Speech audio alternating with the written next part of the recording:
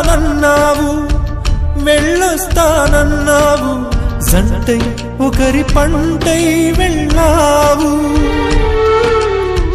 కరుణిస్తానన్నావు, వరమిస్తానన్నావు, కరువై మెడకూరివై పోయావు. దేవతలోనూ ద్రోహం ఉందని తేలిపావు, దీపం కూడా దహిస్తుందని తేల్చావు. ఎవరిని నమ్మాలి నన్ను తప్ప, ఎవరిని నిందించాలి నిన్ను తప్ప.